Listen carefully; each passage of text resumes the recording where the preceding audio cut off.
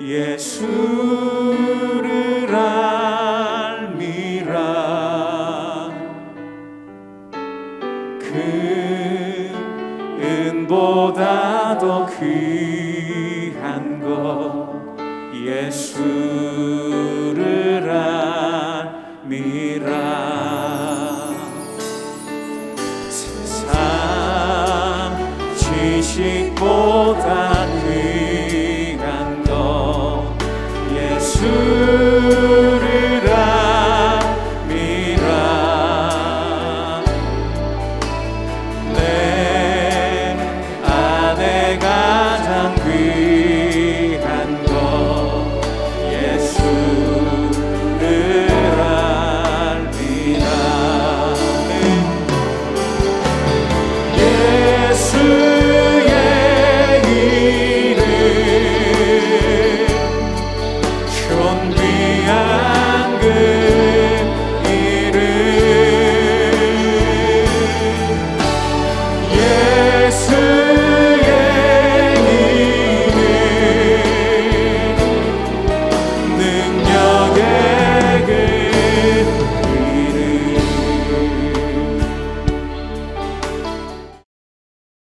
그때 베드로가 나와 이르되 주여, 형제가 내게 죄를 범하면 몇 번이나 용서하여 주리이까? 7번까지 하오리이까? 내게 이르노니 7번뿐 아니라 7번을 70번까지라도 할지니라. 그러므로 천국은 그 종들과 결산하려 하던 어떤 임금과 같으니 결산할 때 10,000달란트 빚진 자 하나를 데려오매 갚을 것이 없는지라.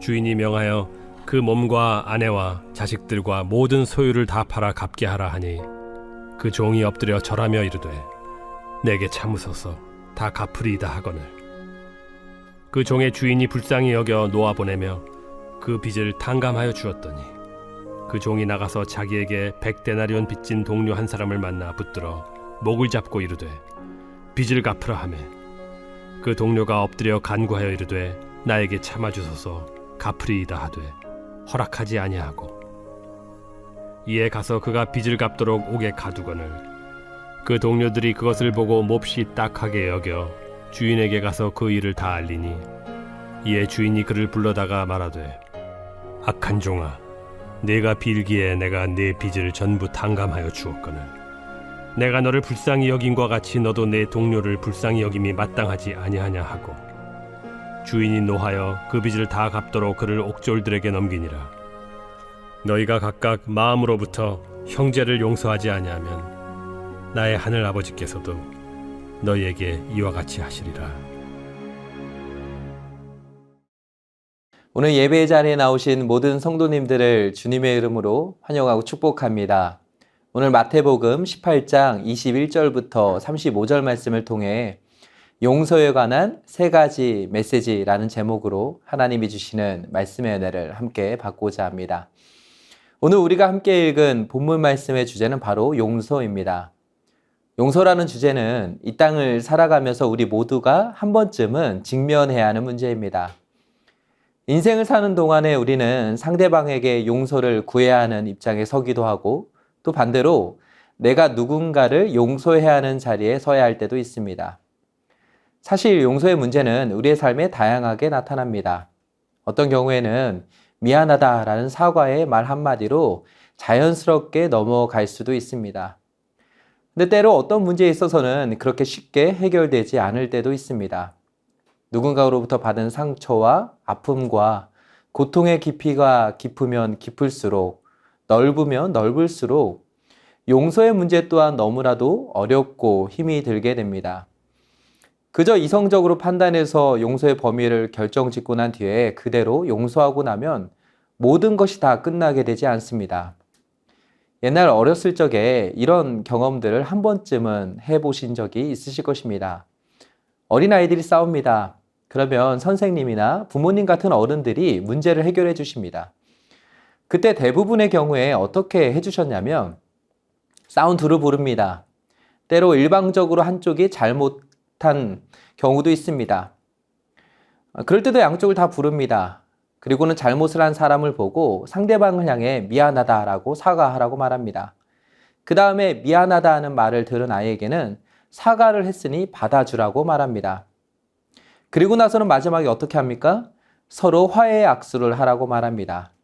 아직 감정이 다 회복되지 않았고 상처가 다 아물지도 않았는데도 그렇게 어른의 중재에 의해 어린아이들은 용서를 구하고 받으면서 화해라는 것을 하게 됩니다. 물론 어린아이들의 경우에는 금세 감정과 관계가 회복되는 것을 보게 됩니다. 근데 때로 어린아이든 어른이든 용서의 문제를 다룰 때 관계와 정서적인 부분들이 아주 복잡하게 꼬여 있어서 하나의 얽힌 실타래조차 풀어나가지 못할 때도 종종 있게 됩니다. 특히 어떤 경우에는 용서할 마음조차 생기지 않을 뿐만 아니라 분노와 아픔의 소용돌이가 마음을 끊임없이 휘저어버릴 때도 있습니다. 어느 누군가가 용서해야 한다라고 권면해주는 그 말 자체가 또 다른 분노와 상처를 만들어내기도 합니다. 이처럼 용서라는 주제는 연약한 인간인 우리가 우리 스스로의 힘과 능력으로 쉽게 다룰 수 없는 무거운 주제입니다. 근데 우리가 이미 잘 알고 있는 대로 성경은 예수님을 믿는 예수님의 제자인 우리를 향해 용서의 주제를 건너뛰게 하지 않습니다. 오히려 이 땅을 사는 그리스도인으로서 하나님은 우리에게 용서라는 주제를 적극적으로 다루면서 실천할 것을 말씀하고 있습니다. 다시 말해 용서는 기독교의 핵심 주제 중에 하나인 동시에 기독교의 토대를 형성해 주는 아주 중요한 핵심 메시지인 것입니다. 그렇기 때문에 우리는 이 시대가 말하는 용서의 개념과 이해에서 벗어나서 성경을 통해 용서가 무엇인지를 배워야 합니다. 그리고 나의 힘과 의지가 아니라 성령을 의지하여 용서하는 법을 성경대로 실천해 봐야 합니다. 그리스도인의 삶은 다른 것이 아닙니다. 성경대로 믿고 성경대로 배우고 성경대로 사는 것입니다. 용서도 마찬가지입니다. 그리스도인에게서 용서는 성경대로 용서를 믿고 성경대로 용서를 배우고 성경대로 용서하는 법을 실천하며 사는 것입니다. 그렇다면 오늘 말씀을 통해 우리에게 주시는 용서에 관한 성경의 가르침은 무엇입니까? 여러 교훈들을 다룰 수 있겠지만 저는 오늘 크게 세 가지로 성경이 용서에 관해 말씀해 주는 메시지를 함께 살펴보며 하나님이 주시는 말씀의 은혜를 함께 받고자 합니다. 먼저 첫 번째로 용서는 횟수로 해결되지 않는다는 것입니다. 오늘 말씀은 베드로의 질문으로부터 시작됩니다. 21절에 이렇게 말씀합니다. 그때에 베드로가 나와 이르되 주여 형제가 내게 죄를 범하면 몇 번이나 용서하여 주리이까? 7번까지 하오리이까? 여기서 베드로가 한 이 질문의 핵심은 아주 간단합니다. 용서를 하는데 도대체 몇 번이나 해주면 되냐 하는 것입니다. 사실 탈무드에 보면 랍비들이 용서의 횟수에 관한 가이드를 제시해 놓았습니다. 용서를 해주되 3번까지만 해줄 것을 권면하고 있습니다. 따라서 지금 베드로가 제시한 7번이라는 숫자는 베드로가 생각했을 때 그 당시의 보편적인 가르침보다도 훨씬 더 너그러운 최대치를 말하고 있는 것입니다. 그런데 이런 베드로의 질문에 대해 예수님은 22절에 이렇게 대답하십니다. 예수께서 이르시되 내게 이르노니 7번뿐 아니라 7번을 70번까지라도 할지니라. 유진 피터슨 목사님이 쓰신 메시지 성경에 보면 이 구절을 아주 실감나게 이렇게 표현하고 있습니다. 예수께서 대답하셨다. 7번이라 어림도 없다. 7번을 70번이라도 그렇게 하여라. 베드로는 용서의 횟수를 물어봤습니다. 근데 예수님은 그런 베드로를 향해 정확하게 몇 번 하면 된다는 식의 기준을 제시해 주지 않으셨습니다. 어떤 학자들은 예수님이 말씀하신 7번을 70번까지라도 라는 구절을 놓고 이것이 77번이다. 또는 70번씩 7번이기 때문에 490번이다 라면서 도대체 몇 번이 맞는지 횟수에 관심을 가지기도 합니다. 그런데 이것은 예수님이 베드로를 비롯한 제자들에게 하고 싶었던 그 말씀의 의도와는 조금 다른 것입니다. 예수님은 용서에 있어서 횟수가 중요하지 않았습니다.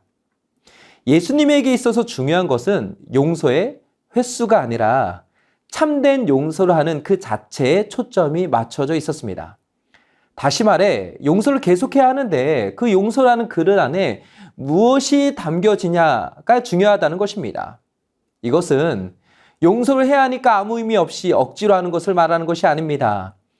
용서라는 그릇 안에 성경이 말하는 대로의 참된 용서의 의미가 꽉 담겨진 채로 하나님 안에서 참되고 바른 진짜 용서를 누리며 해야 한다는 것입니다. 주 안에 사랑하는 여러분, 오늘날 저와 여러분은 어떠합니까? 그리스도인에게 있어서 용서는 하나님이 우리에게 맡겨주신 사명 중에 하나입니다. 용서가 어렵고 힘들다고 해서 포기하거나 외면해서는 안 됩니다. 때로는 가고 싶지는 않지만 그래도 우리가 꿋꿋하게 가야만 하는 길이 어디냐면 바로 용서의 길입니다. 우리는 용서의 문을 열고 싶지 않아도 열어야 합니다. 그런데 용서의 키는 내가 쥐고 있는 것이 아닙니다. 세상이 말하는 방식대로 용서의 문을 열 수 있는 것도 아닙니다. 우리에게는 예수님의 십자가라는 키가 필요합니다. 그 열쇠만이 우리로 하여금 용서의 문을 열고 용서의 길로 걸어갈 수 있게 만들어줍니다.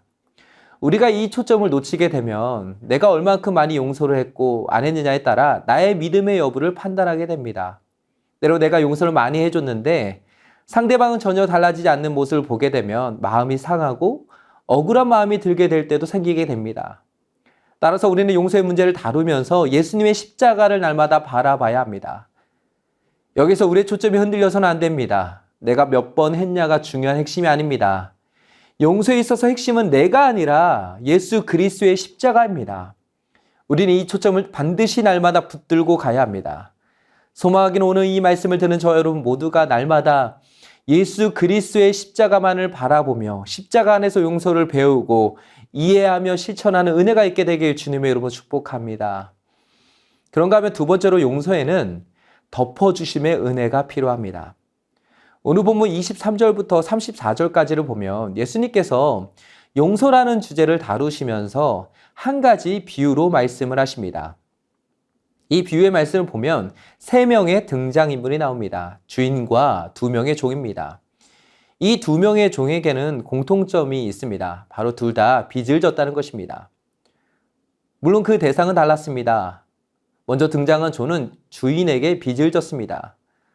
반면에 뒤에 나오는 종은 앞서 등장한 종에게 빚을 졌습니다. 어쨌든 이 둘 다 빚을 졌습니다. 또한 이들에게는 자기 스스로 그 빚을 갚을 수 있는 능력이 하나도 없었습니다. 능력도 없었지만 앞으로도 그 문제를 해결할 수 있는 가능성도 없었습니다. 왜냐하면 24절에 보니까 이미 결산할 때 주인을 만나게 되었기 때문입니다. 그래서 이 비유에 있어서 먼저 핵심 포인트가 어디에 있냐면 27절에 있습니다. 27절에 보니까 이렇게 말씀합니다. 그 종의 주인이 불쌍히 여겨 놓아 보내며 그 빚을 탕감하여 주었더니 주인이 종에게 은혜를 베풀어 주었습니다. 어떠한 은혜를 베풀어 주었냐면 모든 빚을 탕감해 주었습니다. 여기서 탕감해 주었다는 것은 갑자기 다 사라져버린 것을 의미하지 않습니다. 갚아야만 하는 금액은 여전히 그 자리에 그 종 앞에 놓여 있었습니다. 그런데 그 금액을 주인이 은혜로 덮어주었습니다. 우리는 여기에서 기독교가 말하는 용서의 핵심 원리를 발견할 수 있습니다. 그것은 바로 위로부터 부어주시는 덮어주심의 은혜가 우리에게 필요하다는 것입니다. 사실 우리는 하나님 앞에서 다른 사람을 보기 이전에 나 자신부터 제대로 먼저 바라봐야 합니다. 성경 우리 중에 단 한 사람도 죄에서 예외일 수 없다고 말합니다. 모든 사람이 죄를 범하였다고 말합니다. 하나님 앞에서 결산할 때가 반드시 옵니다. 그때 우리 중에 어느 누구도 자신 있게 하나님 앞에 내가 받을 것이 있다고 말할 수 있는 사람은 없습니다. 우리가 하나님의 자녀가 되고 하나님의 자녀로서 이 땅을 살아갈 수 있는 이유는 바로 여전히 넘어지고 쓰러지고 연약한 우리를 늘 은혜와 사랑으로 덮어주시는 하나님이 우리와 끝까지 함께 하시기 때문입니다. 내가 하나님이 베풀어 주신 은혜를 다 갚고 하나님 앞에 가는 것이 아닙니다. 기독교가 말하는 은혜는 한마디로 말해서 갚을 수 없는 은혜입니다. 내가 하나님 앞에 뭔가 열심히 잘했기 때문에 하나님이 주실 은혜를 어느 정도 다 갚고 가는 것이 아닙니다. 넓은 바다에 우리가 500ml 생수 한 병을 넣는다고 해서 내가 그 바다에 물을 다 채워 넣은 것이 아닙니다. 우리는 넓은 바다와도 같은 하나님의 은혜 안에서 충분히 그 은혜를 누려야 합니다. 그래야지만 어렵고 힘든 용서의 길을 또다시 힘을 내어 걸어갈 수 있게 됩니다. 소망하기는 그리스도의 십자가로부터 매일같이 샘솟듯 흘러나오는 은혜의 감격으로 내가 살아가는 삶의 현장에서 용서의 발걸음을 힘있게 옮기는 저 여러분 모두가 되시길 주님의 이름으로 축복합니다. 이제 마지막 세 번째로 용서에는 하나님의 마음이 나의 마음이 되는 과정이 충분히 필요합니다. 오늘 본문 말씀을 보면 주인으로부터 종이 탕감의 은혜를 경험했습니다. 그리고 풀려났습니다. 근데 28절에 보니까 그렇게 다시 밖으로 나온 종이 곧바로 어떤 모습을 보여주었냐면 자신에게 빚을 진 사람에게 아주 인색하면서도 매몰차게 대하는 모습을 보게 됩니다. 주인은 분명 자신을 불쌍히 여겨주었습니다. 근데 이 사람의 마음에는 그 주인의 마음이 하나도 담겨지지 못했습니다. 결국 33절에 보니까 이렇게 말씀합니다. 내가 너를 불쌍히 여김과 같이 너도 내 동료를 불쌍히 여김이 마땅하지 아니하냐 하고, 예수님의 제자는 예수님을 닮아가야 합니다. 예수님을 닮아간다는 것은 예수님의 마음이 나의 마음이 되는 것입니다. 우리는 이 과정을 쉽게 생각하며 간단하게 넘어가서는 안 됩니다. 건강한 용서의 실천은 하나님 앞에 치열하게 나의 감정과 아픔과 상처를 토해내며 찢고 싸우며 치유받고 회복되는 과정을 넘어서 하나님의 마음이 나의 마음이 되는 과정을 충분히 경험하는 과정 속에 이루어지게 됩니다. 용서에는 충분한 시간이 필요합니다. 하나님 앞에 여전히 씨름하며 풀어내야 하는 문제들을 놓고 기도할 때 하나님께서 우리의 마음을 만져주십니다. 뿐만 아니라 건강한 자존감으로 회복시켜 주셔서 하나님의 마음을 품게 해 주실 줄로 믿습니다. 이제 말씀 맺겠습니다. 오늘 말씀을 통해 우리는 용서에 관한 세 가지 메시지를 함께 살펴봤습니다. 용서는 횟수로 해결되지 않습니다. 날마다 우리는 예수 그리스도를 바라봐야 합니다. 두 번째로 용서에는 덮어주심의 은혜가 필요합니다. 갚을 수 없는 은혜의 샘물이 날마다 우리의 마음에 샘솟듯 넘쳐 흘러야 합니다. 마지막 세 번째로 용서에는 하나님의 마음이 나의 마음이 되는 충분한 과정이 필요합니다. 하나님 앞에서 내 상처와 아픔이 치유되고 회복되는 것을 넘어서 우리는 하나님의 마음이 나의 마음이 될 수 있도록 기도해야 합니다. 소망하기는 오늘 이 새벽 저를 모두에게 하나님께서 성경대로 용서를 배우고 성경대로 용서를 실천할 수 있는 믿음과 은혜와 용기를 주시길 주님의 이름으로 축복합니다. 이제 기도 제목을 읽고 함께 기도하겠습니다. 먼저 첫 번째로 하나님께서 우리에게 맡겨주신 용서의 사명을 넉넉히 감당할 수 있는 새 힘과 능력을 주옵소서. 두 번째로 갚을 수 없는 은혜의 샘물이 날마다 우리 안에 샘솟듯 넘쳐 흘러나오게 하사 은혜의 감격으로 용서의 길을 담대히 걸어가게 하옵소서. 마지막 세 번째로 내 상처와 아픔이 치유되고 회복되는 것을 넘어 하나님의 마음이 나의 마음이 될 수 있게 하옵소서. 이제 함께 기도하도록 하겠습니다.